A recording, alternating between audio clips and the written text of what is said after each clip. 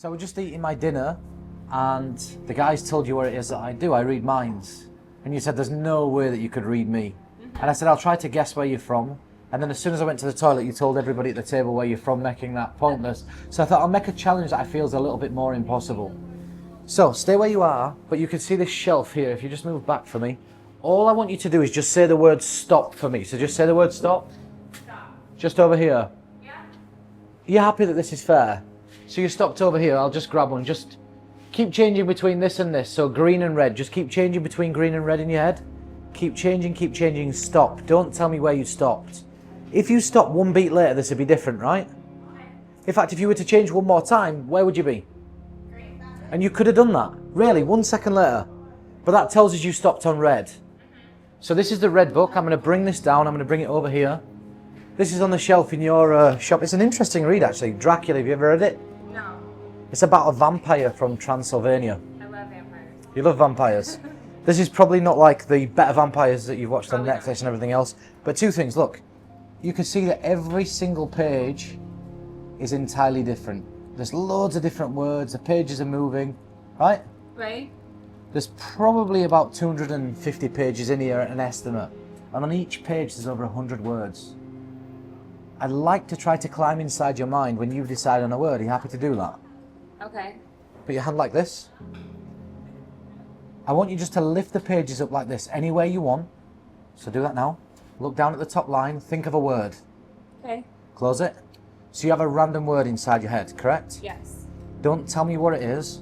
If I could tell you what word you were thinking of, would you be impressed? Yeah. Can I ask a really strange question? Have you just moved house? I did. You did? Yes. Because it's almost like everything in your life's just been turned upside down. And that's usually dictated by either moving house or just getting in or out of a relationship. And I can see you smiling at that, but I'm not going to get into that because that's not for the camera. I'd say what I feel about you is two genuine friends. You have a lot of acquaintances outside of that. And from what I'm reading from you now, I feel that sometimes you battle between your head and your heart. So your head will tell you one thing and your heart will tell you the other, right? Yeah. And you struggle to decide which. Totally.